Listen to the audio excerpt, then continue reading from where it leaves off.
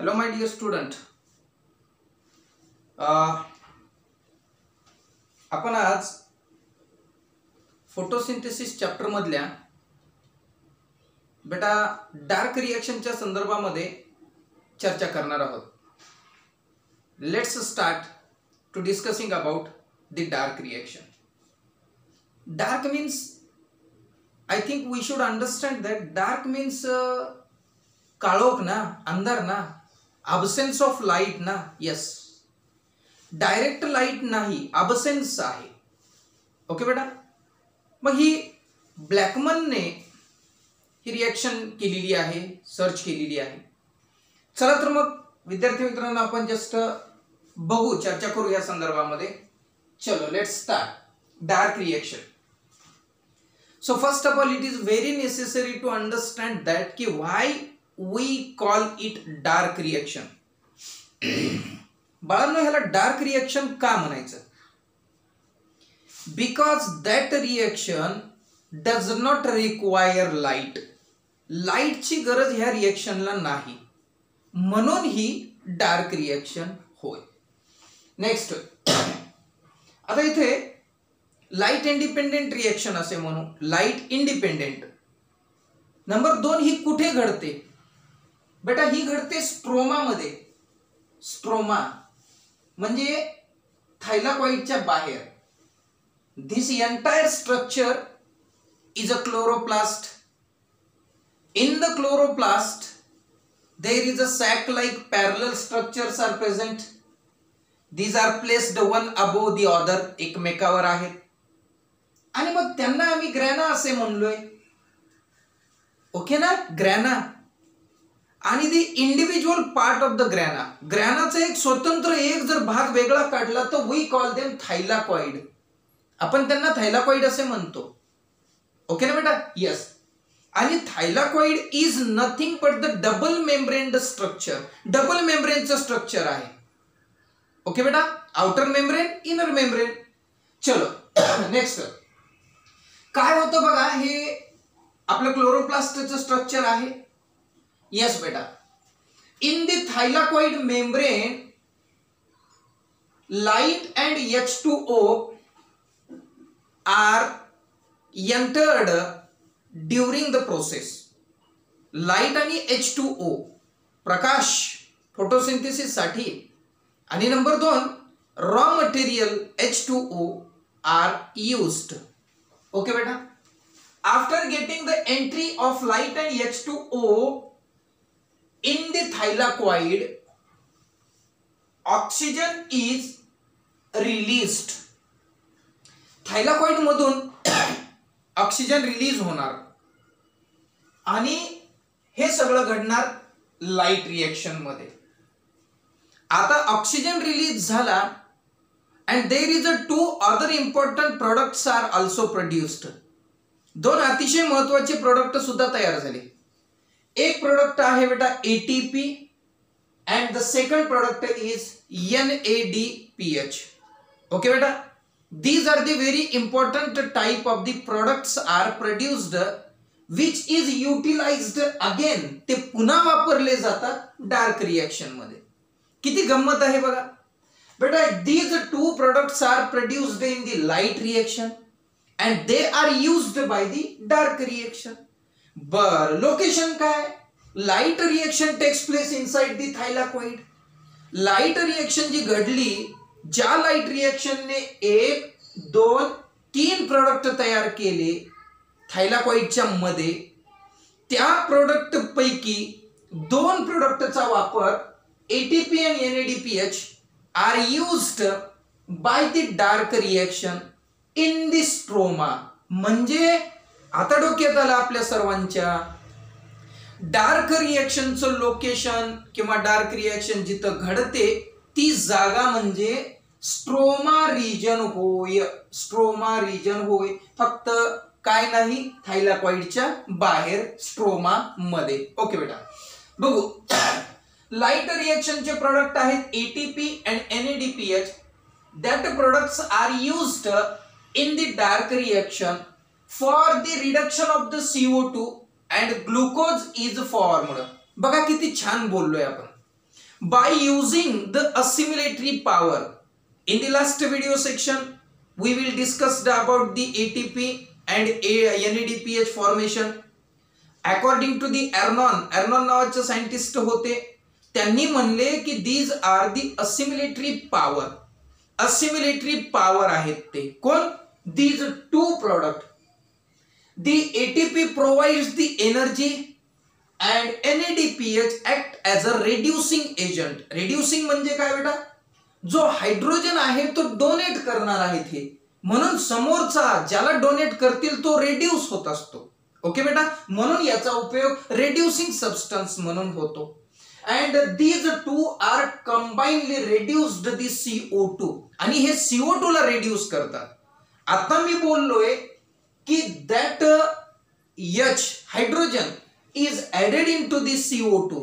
It means that की तिथं CHO बनणार, कार्बोहायड्रेट बनणार, म्हणजेच ग्लुकोज तयार होणार. आलं लक्षामध्ये? हे घडलं. आता सदरील डिस्क्रिप्शन वरून काय कळतं बेटा? How we can guess that की हे कळलं आम्हाला, आपल्या समोर दिसतं. किती छान रे बेटा, किती छान. The product of light reaction is utilized by the dark reaction which takes place in the stroma region for the reduction of CO2 and the formation of glucose. मग काय कळलं? कळलं छान. आता चला बेटा, आता जाऊ थोडंसं पुढं इकडच्या भागाकडे. Carbon fixation occur in the stroma. बेटा कार्बन जो आहे हा कार्बन इथं फिक्स होणार आहे, म्हणजे carbon would likely to be enter in the stroma region. मग तो कुणाच्या घरी येणार? त्याला कोण ऍक्सेप्ट करणार? त्याला कोण फिक्स करणार? कोण आहे त्याचा मित्र कार्बनचा? Carbon fixation occur in the stroma. स्ट्रोमामध्ये कार्बनचं फिक्सेशन होतं by the series of enzyme. Series of enzyme म्हणजे रासायनिक जे काही कॅटलिस्ट असतात, त्या कॅटलिस्टची एन्झाईमची बेटा एक सिरीज आहे. क्रमाक्रमाने काही एन्झाईम आहेत, त्याला त्या स्टेपला कॅटलाइज करतात. कॅटलाइज करणे म्हणजे काय होणे बेटा? रासायनिक अभिक्रिया घडवून आणणे होय. ओके बेटा, त्यानंतर next molecule of ATP and NADPH दिसतात का बेटा तिथं? Yes, molecule of ATP and NADPH दिसले Chavan sir. produced in the thylakoid. बेटा this is the thylakoid. Okay, this is the thylakoid. thylakoid मध्ये ATP and NADPH are produced. कधी बेटा? during the light reaction. come into the stroma. आता तयार झाली, इथं पण ते बाहेर आले. बाहेर आले म्हणजे कुणामध्ये आले? they are came into the stroma. Stroma मध्ये आले. Very nice.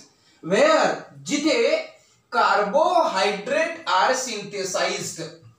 आता MCQ साठी ही गोष्ट लक्षात घ्या बेटा, सर्वांना विनंती की बेटा जो CO2 आहे किंवा कार्बन आहे तो फिक्स होतो स्ट्रोमा मध्ये. नंबर 2 बेटा ग्लुकोज किंवा carbohydrates are produced in stroma region. Number 3 बेटा ATP and NADPH. These two important products are also came out of the thylakoid into the stroma. Stroma मध्ये ते 3 आलेले आहेत. Number 4 dark reactions also takes place in the stroma region. म्हणजे एकंदरीत 4 गोष्टी आपल्या बोलण्यातून आपल्या डोक्यामध्ये सहज आल्या पाहिजे. पुढे बेटा the path of the carbon fixation in the dark reaction. आता हा जो कार्बन आहे ना, हा कार्बन स्ट्रोमा मध्ये येणार आहे. The entry of the CO2 in the stroma. मग तो एक पाथ आहे, एक मार्ग आहे, तो मार्ग शोधायचा आहे. How that CO2 can enter into the stroma region of the chloroplast. क्लोरोप्लास्टच्या स्ट्रोमा रिजन मध्ये CO2 येतो कसा? We just need to find out the answer of that question. Okay बेटा, next the path of the carbon fixation in the dark reaction through intermediate compound. बेटा त्याला एक मदत करणारा कंपाउंड आहे. कुणाला? कार्बनला. कार्बन डायरेक्ट नाही येत, कार्बन कुणाच्या तरी मदतीने स्ट्रोमा मध्ये येतो. Now we just try to find out that who or which is that intermediate substance. कोणता पदार्थ आहे तो इंटरमिडिएट जो कार्बनला स्ट्रोमात एंट्री देतो. किती छान. चला, the path of the carbon fixation in the dark reaction through the intermediate compound.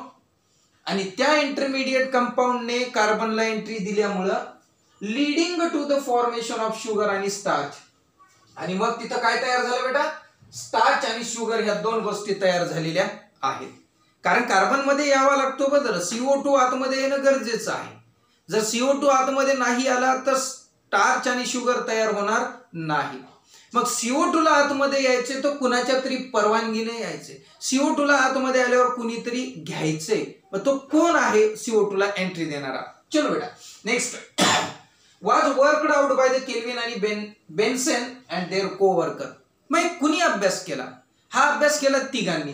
एक म्हणजे केल्विन, दुसरे म्हणजे बेन्सन आणि तिसरं म्हणजे त्यांचे सहकारी को-वर्कर, त्यांच्या सोबत काम करणारे. ओके बेटा. For this kelvin awarded the Nobel prize in 1961. यासाठी केल्विनला 1961 मध्ये काय भेटलेलं आहे बेटा? तर नोबेल पारितोषिक भेटलेलं आहे. छान. The path of the carbon was studied with the help of the radio active tracer. बेटा आता ते पाथ शोधायचा आहे, कसा एंट्री करतो CO2. CO2 कसा एंट्री करतो याचा जो पाथ शोधायचा आहे, तर तो पाथ शोधण्यासाठी कोणत्या टेक्निकचा वापर केला गेला? तर ती आहे the path of the carbon was studied with the help of the radio active tracer technology using chlorella. बेटा ह्या गोष्टीकडे विशेष लक्ष द्या MCQ साठी, की ते पाथ कोणता आहे? Radio active tracer. आणि कशाच्या मदतीने? With the help of the chlorella. Now what is a chlorella? Chlorella काय? तर क्लोरेला इज अ युनिसेल्युलर, एक पेशीय ग्रीन अल्गी आहे. ग्रीन अल्गी आहे. निळ आपले जे हिरवी म्हणतो आपण हिरवे शेवाळ, ते हिरव्या शेवाळाचा एक पेशीयचा प्रकार आहे. अँड रेडिओ ऍक्टिव्ह C14 म्हणजे कार्बन डायऑक्साइड 14. तर ह्या दोघांना कंबाईन केलं तर तो प्रयोग जो आहे तो असा आहे. इकडे लक्षात घ्या बेटा. काय केलं? कार्बन 14 हा फेड केला, खाऊ घातला गेला. कुणाला रे बेटा? अल्गल सेलला. अल्गल सेल काय आहे? अल्गल सेल म्हणजे chlorella. क्लोरेलाच्या सेलला CO2 that is naturally necessary for the process of photosynthesis, तो फोटोसिंथेसिस साठी गरजेचा आहे. मग त्याला सांगितलं की तू नैसर्गिक फोटोसिंथेसिस नको घेऊ, तू आम्ही सांगतो तो फोटोसिंथेसिस साठी CO2 घे. And that CO2 is radio active. आणि त्याला अशा पद्धतीचा तयार केला गेला. आणि हा नॅचरली मेड असणार, आपला हा आर्टिफिशियली मेड असणारा CO2 कुणाला दिला बेटा? अल्गल सेलला. फेड म्हणजे खाऊ घालणे होय. कशासाठी खाऊ घातला? कारण फोटोसिंथेसिसच्या प्रोसेससाठी. For few second. किती वेळासाठी? काही सेकंदासाठी. Next, the algal cell killed. मग त्या अल्गीच्या सेल्सला काही सेकंद ज्यांना 14 CO2 दिला होता, that cells were killed by dropping the hot methanol suspension. बेटा dropping the suspension of the hot methanol. Methanol टाकलं त्याच्यामध्ये, त्या सेल्स मध्ये किंवा सेलला बुडवलं त्या मिथेनॉल मध्ये, तर बेटा त्या सेल डेड झाल्या. ओके. त्यानंतर आता त्यांनी फोटोसिंथेसिसची जे प्रोसेस केली, the algal cell undergoes the process of the photosynthesis and produces the intermediate substance. मग आपल्याला प्रयोग का केलेला आहे हा?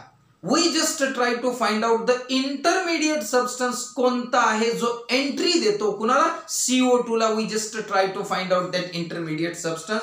For that the experiment should be conducted. त्याच्यासाठी तो एक्सपेरिमेंट कंडक्ट केलेला आहे. पुढे चला. The intermediate formed was separated by the paper chromatography. आता इंटरमिडिएट तयार झालेला आहे, ज्याला 14 कार्बन डायऑक्साइड हा चिटकलेला असणार आहे. ओके बेटा. 14 कार्बन डायऑक्साइड चिटकून एक नवीन पदार्थ तयार झालेला आहे. तर तो आपल्याला आता सेपरेट करायचा आहे. This intermediate formed was separated by paper chromatography. Paper क्रोमॅटोग्राफीच्या मदतीने we are separate the intermediate product which is produced in the process of photosynthesis by feeding carbon dioxide 14 carbon dioxide असा सबस्टन्स आम्ही photosynthesis साठी दिला, त्यांनी तो intermediate पदार्थ तयार झाला, त्या इंटरमिडिएट पदार्थात आम्हाला CO2 दिसतो. हा पुढे चला. And the radio autography used to find out the compound with the CO2. आता त्या CO2 सोबत कोणता कंपाऊंड आहे, CO2 सोबत कोणता कंपाऊंड आहे हे शोधण्यासाठी मुलांनो आणि मुलींनो आपल्याला काय करावं लागतं, रेडिओ ऑटोग्राफी हे एक गोष्ट लक्षात ठेवा बेटा, अतिशय महत्वाचं आहे आपल्या MCQ साठी. जर तुम्हाला इंटरमिडिएट सबस्टन्स सेपरेट करायचा असेल तर you just need to use the technique of कोणती, paper chromatography. And if you wanted to know which one is the substance is, तो सबस्टन्स कोणता आहे, तर हे फाइंड आउट करायचं असेल तर रेडिओ ऑटोग्राफी आहे त्याचा वापर केला जातो.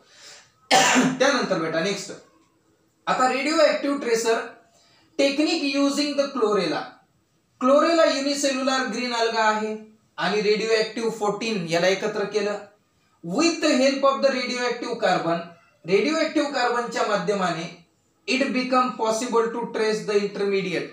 याच कारणामुळे, कारण काय बेटा की या रेडिओ ऍक्टिव्ह कार्बनला तो जो पदार्थ चिटकलेला असेल तो इंटरमिडिएट असेल ना, कारण कार्बनला एंट्री त्यानंच दिली असा अर्थ होतो, कार्बन त्याला चिटकलेला दिसेल ना, तो वी कॅन अंडरस्टँड दॅट की अरे that substance was normally responsible for become the intermediate substance which can get or which can gives the entry of that CO2 from the atmosphere to the stroma. मग त्यानं दिलं असं सिद्ध होतं, याच्यासाठी हा खटपट होती बेटा सगळी आपली. म्हणून radio active carbon it become possible, आपल्याला रेडिओ ऍक्टिव्ह कार्बन मुळेच हे पॉसिबल झालं बेटा. इट पॉसिबल द इंटरमिडिएट पदार्थ ट्रेस करण्यासाठी, मग तो सापडला नंतर आपल्याला. ओके बेटा, step of the fixation.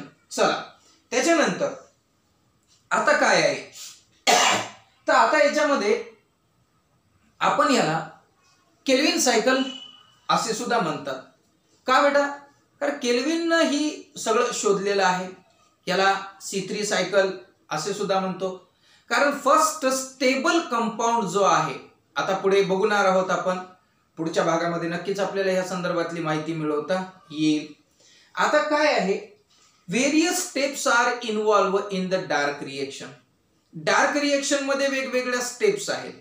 For example आपण कार्बॉक्सिलेशन आहे, ग्लायकोलायटिक रिव्हर्सल आहे, रिजनरेशन ऑफ RUBP आहे. That 3 important type of the processes or the steps are already included in the process of that particular dark reaction. Dark reaction मध्ये ह्या 3 process आहेत ज्याचा अभ्यास आपण आता पुढील भागामध्ये करणार आहोत. सो डिफरंट स्टेप्स, ह्या जे डिफरंट स्टेप्स आहेत त्या कोणत्या आहेत त्याची आपण थोडक्यामध्ये एक माहिती बघू, जेणेकरून आपल्याला ते पुढच्या भागामध्ये अभ्यास करायला मिळणार आहे. एक आहेत बेटा त्या इम्पॉर्टंट स्टेप्स मध्ये, पहिली स्टेप आहे ए, ज्याला आपण कार्बॉक्सिलेशन असे म्हणतो बेटा. कार्बॉक्सिलेशन म्हणजे समजून घ्या कार्बन डायऑक्साइडचं ऍडिशन. मी सांगितलंय डिकार्बॉक्सिलेशन, हा चॅप्टर सुरुवात होताना सांगितलं कार्बन डायऑक्साइडचं ऍडिशन होतं, तो we call them carboxylation. Number 2 glycolytic reversal. ठीक आहे बेटा, glycolytic reversal is the second important type of the process. And third one is a regeneration of RUBP. Regeneration